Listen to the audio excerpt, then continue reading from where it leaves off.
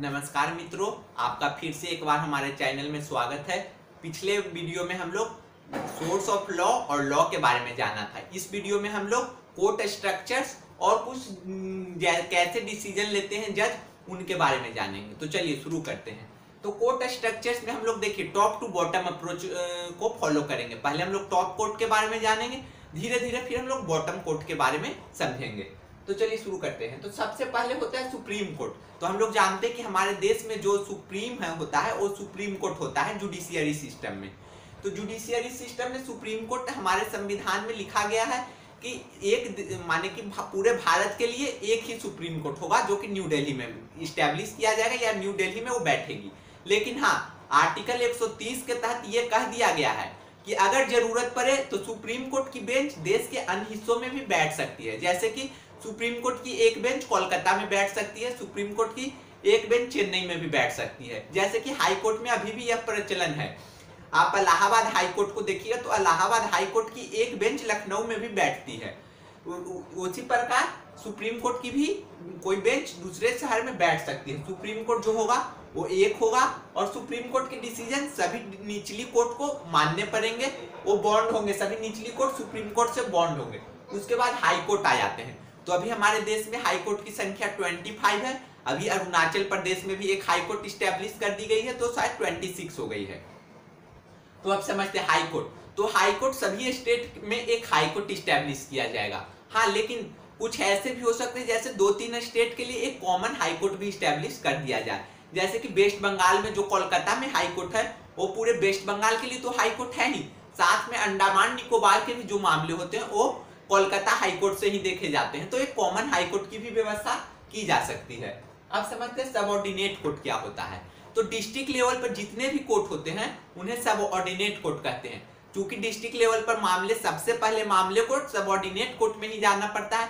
Further subordinate court अपना decision दे दिया तो रिस्पोंडेंट या पटिशनर अगर उस फैसले से खुश नहीं है तो फर्दर आगे अपर कोर्ट में मूव करती है। तो लोड बहुत ज्यादा होता है डिस्ट्रिक्ट कोर्ट पे, इसलिए डिस्ट्रिक्ट कोर्ट को कई हिस्सों में बांट दिया गया है। इसमें सिविल कोर्ट, क्रिमिनल कोर्ट और रेवेन्यू कोर्ट होता है। तो अब हम लोग सबसे पहले सिविल कोर्ट के बारे में जानते हैं।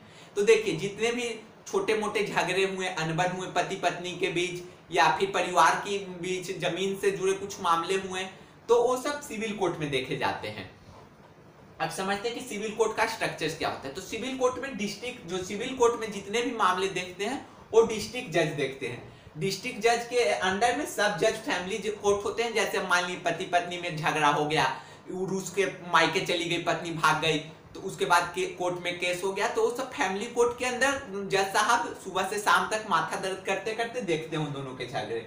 अब लोक अदालत के बारे में समझते हैं। लोक अदालत क्या होता है। तो देखिए, बहुत सारे मामले जो हमारे यहाँ रिश्ते खराब होते हैं वो आपसी अनबन के कारण, उसे आपसी में सुलह करवा के सुलझाया जा सकता है। तो क्या करेगा लोक अदालत में कि जज साहब बुलाएंगे दोनों पति और पत्नी को और बोलेंगे कि देखो तुम्हारा भी गलती था, तुम्हारा भी गलती था, ऐसे रिश्ता खत्म मत करो, समझाएंगे और आपसी सुलह में दोनों के बीच में एक अंडरस्टैंडिंग बैठा देंगे और फिर दोनों को घर भेज देंगे। इसमें कोई फिर फैसला नहीं देंगे। और याद रखिएगा कि सिविल कोर्ट जो होता है वो कभी भी फिजिकल पनिशमेंट नहीं दे सकता है। सिविल कोर्ट हमेशा आपको चाहे तो फाइन मारेगा या फिर आपको आपस में समझाकर घर भेज देगा। जो फिजिकल पनिशमेंट देता है वो क्रिमिनल कोर्ट देता है। जब मामला कोई किसी का माथा फोड़ दिया, कपार फोड़ दिया, नरेटिया ईंट दिया, तो वो सब सारे मामले क्रिमिनल कोर्ट में जाएंगे। तो क्रिमिनल कोर्ट में जो जज होते हैं वो चाहे तो सेशन जज, उन्हें सेशन जज भी कहते हैं, और डिस्ट्रिक्ट जज भी क्रिमिनल मामलों को देख सकते हैं। अब उसके फर्दर जब उसके क्लासिफाई किया गया है तो मेट्रो, जितने भी मेट्रो शहर में होते हैं तो उनको मेट्रो मजिस्ट्रेट कहते हैं या फिर मेट्रोपॉलिटन मजिस्ट्रेट कहते हैं। जैसे चेन्नई में जो लोकल सबऑर्डिनेट कोर्ट में जो जज होंगे क्रिमिनल कोर्ट में, तो उन्हें मेट्रोपॉलिटन जज कहते हैं, और लोकल शहर में तो उन्हें first class magistrate, second class magistrate और फर्दर थर्ड क्लास मजिस्ट्रेट में भी क्लासिफाई किया गया है। अब देखिए, आगे कुछ डिस्ट्रिक्ट में रेवेन्यू कोर्ट भी होते हैं। जैसे आप कोई बिजली बिल नहीं जमा किया तो वो सारे मामले जो होते हैं वो रेवेन्यू कोर्ट में जाते हैं। कोई टैक्स चोरी से रिलेटेड मामले, जीएसटी से रिलेटेड मामले हो गया, वैट से रिलेटेड मामले, तो रेवेन्यू कोर्ट में जाते हैं। तो रेवेन्यू कोर्ट का जो स्ट्रक्चर होता है तो उसमें एक बोर्ड ऑफ रेवेन्यू होता है, 5 लोगों की एक मेंबर बैठेगी, वो डिसीजन करेगी कि क्या फैसला देगी। अगर वो इलेक्ट्रिसिटी बोर्ड के पक्ष में फैसला देगी तो वो मान्य होगा। इसके अगेंस्ट में हम लोग फर्दर हाई कोर्ट जा सकते हैं। कमिश्नर कलेक्ट्रेट, तो कमिश्नर कलेक्ट्रेट उसके नीचे होते हैं। तो देखिए आज भी हमारे देश में जो डिस्ट्रिक्ट, पहले क्या था हमारे देश में जो डीएम होते थे वो जज भी होते थे, जज का भी काम करते थे, इसलिए डिस्ट्रिक्ट मजिस्ट्रेट उन्हें कहा जाता था। लेकिन बाद में हम लोगों ने जज से कुछ उनके राइट्स को छीन के कोर्ट को दे दिया। तो डिस्ट्रिक्ट जज जो होते हैं, आज भी जमीन के मामलों में जो जज होते हैं वो डीएम साहब ही होते हैं। इसलिए देखिएगा कि डीएम साहब का 2 ऑफिस होता है, एक जहां वो रहते हैं, निवास करते हैं, डीएम ऑफिस, और एक जहां जमीन से जुड़े मामले देखे जाते हैं उसे हम लोग कलेक्ट्रेट कहते हैं, समाहरणालय कहते हैं। लेकिन आज भी जानते हैं हरियाणा में देखिए कि डीएम साहब को, चूंकि उनका काम कलेक्टर का भी होता है, पैसा को कलेक्ट करना भी रहता है, टैक्स वैक्स को, इसीलिए उन्हें कहीं कहीं कलेक्टर कहते हैं तो कहीं कहीं मजिस्ट्रेट भी कहते हैं। जैसे हरियाणा में डीएम नहीं होते, हरियाणा में डीसी होते हैं, डिस्ट्रिक्ट कलेक्ट्रेट, लेकिन यूपी बिहार में डीएम होते हैं, डिस्ट्रिक्ट मजिस्ट्रेट होते हैं, एक ही है, दोनों के सिर्फ नाम चेंज है। अब तहसीलदार होते हैं, तो जो ब्लॉक लेवल पर जमीन का काम करते हैं उन्हें तहसीलदार कहते हैं। इसके नीचे सब तहसीलदार होते हैं जो तहसीलदार के अंडर काम करते हैं। तो अब मैं आशा करूंगा कि ये पूरा आपको समझ में आ गया। अब हम लोग समझते हैं कि principle taken from decision of जजेस कॉन्स्टिट्यूट बाइंडिंग लीगल रूल्स। तो देखिए जब जज साहब, कोई भी जज साहब अपने मन से, अंतरात्मा से तो फैसला दे नहीं सकते। हाँ, उनके कुछ राइट्स होते हैं जिसके अंदर, स्पेशल राइट्स के अंदर वो अपना विवेक से फैसला दे सकते हैं, लेकिन वो भी कहीं ना कहीं बंधे हुए होते हैं संविधान से। तो संविधान जब सुप्रीम कोर्ट या डिस्ट्रिक्ट कोर्ट के जज जब फैसला देते हैं तो उन्हें किन बातों का ध्यान रखना होता है, तो उसे आज हम लोग समझेंगे।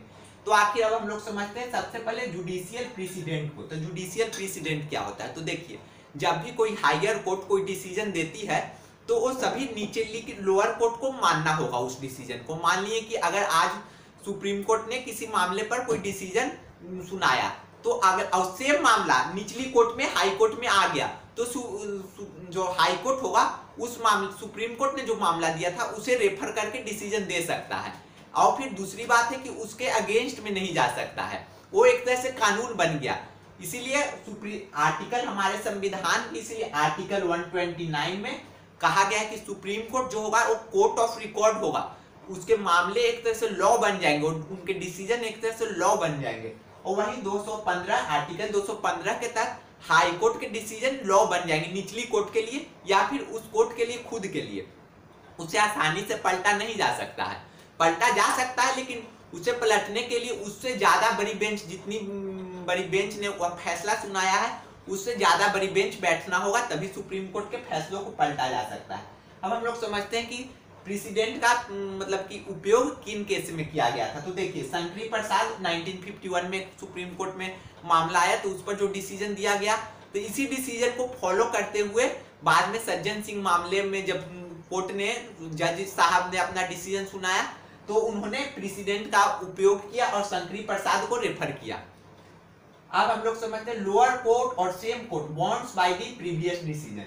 तो जो प्रीवियस डिसीजन उनका खुद होता है तो वो बॉन्ड्स होते हैं। अब हम लोग समझते हैं कि मान लिए कि इलाहाबाद हाई कोर्ट ने एक फैसला सुनाया, तो क्या एक फैसला पर अपना डिसीजन फैसला सुनाया, तो क्या वो कोलकाता हाई कोर्ट के लिए भी मानना होगा, कलकत्ता हाई कोर्ट को भी? तो नहीं, वो नहीं मानना होगा, क्योंकि दोनों बिल्कुल, दोनों के पावर एक है और दोनों अलग हैं। जैसे सुप्रीम कोर्ट ने अगर कोई फैसला सुनाया तो सभी कोर्ट को मानना होगा और साथ में सुप्रीम कोर्ट को मानना होगा, लेकिन इलाहाबाद के हाई कोर्ट के फैसलों को सम्मान करेगी कोलकाता हाई कोर्ट भी, लेकिन जरूरी नहीं है कि वो बाउंड नहीं है, वो लीगली बाउंड नहीं है उसके फैसले से, वो चाहे तो मान सकती है चाहे तो नहीं मान सकती है।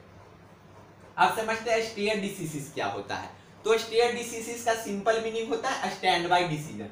तो देखिए अगर कोई मान लीजिए सुप्रीम कोर्ट में मामला आता है और फिर यही सेम मामला पीछे आ चुका है और इस पर डिसीजन दिया जा चुका है, तो सुप्रीम कोर्ट जो है वो अभी डिसीजन लेते समय ये सारे जो पीछे में सारा स्टेप प्रोसीजर को फॉलो किया गया है और जो डिसीजन दिया गया है वही उसी को अप्लाई इस केस में भी अगर कर देती है तो उसे स्टे डिसीजन कहते हैं।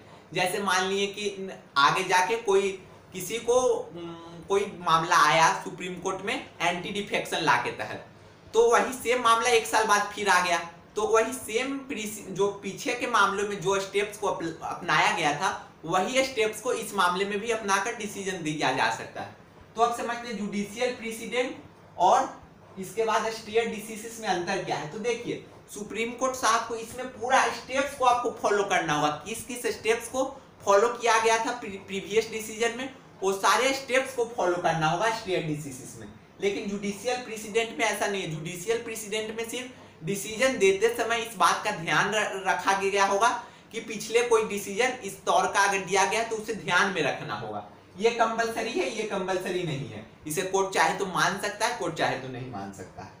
अब ऑबिटर डिक्टा क्या होता है, तो देखिए जब भी कोर्ट कोई फैसला देते हैं जज साहब, तो उन्हें रिमार्क्स में कुछ लिखना रहता है, तो वो रिमार्क्स को भी आगे जाके फ्यूचर में यूज कर सकती है जज। कोई भी अपर कोर्ट, लोअर कोर्ट या फिर सेम कोर्ट यूज कर सकती है। जैसे कि जब निर्भया मामला हुआ था, तो निर्भया मामला में जो डिसीजन दिए थे सुप्रीम कोर्ट के जज साहब फांसी का, तो उसमें पेज नंबर 428 में ये स्वामी विवेकानंद का एक कोट को उन्होंने रिमार्क के तौर पे लिखा था कि कोई भी देश में की विकास या तरक्की तभी मानी जाएगी जब उस देश में महिलाओं का तरक्की हो गया होगा। कोई देश विकसित तभी माना जाएगा जब वहां की महिलाएं का विकास कितना हुआ है, ये इसी का अंदाजा लगा के देश का विकास का भी अंदाजा लगाया जा सकता है। पेज नंबर 428 में निर्भया मामला में जज साहब ने लिखा था, तो उसे ऑबिटर डिक्टा कहते हैं। रिमार्क जब लिखते हैं तो रिमार्क फर्दर अगर कोई रेप केस आती है हमारे देश में, तो वो कोट कर सकते हैं सुप्रीम कोर्ट के जज, तो उसे ऑबिटर डिक्टा कहते हैं। तो मैं समझता हूं, लेकिन ये देखिए जो ये बॉन्ड होता है, जैसे अपर कोर्ट लोअर कोर्ट से हमारे यहाँ बॉन्ड है, इसी को कहते हैं मेन डिसीजन बॉन्डिंग। अपर कोर्ट लोअर कोर्ट बॉन्ड है, माफ कीजिएगा, लोअर कोर्ट जो होता है वो अपर कोर्ट के डिसीजन से बॉन्ड होता है, वो उसके अगेंस्ट में फैसला नहीं दे सकती। अगर फैसला देगा तो ये कंटेम्प्ट ऑफ कोर्ट माना जाएगा और स्ट्रिक्ट एक्शन लिया जाएगा लोअर कोर्ट पर, अपर कोर्ट द्वारा। तो मैं समझता हूं कि आपको पूरा वीडियो समझ में आ गया होगा। अगले वीडियो में हम लोग कुछ और नए टॉपिक पर चर्चा करेंगे। धन्यवाद।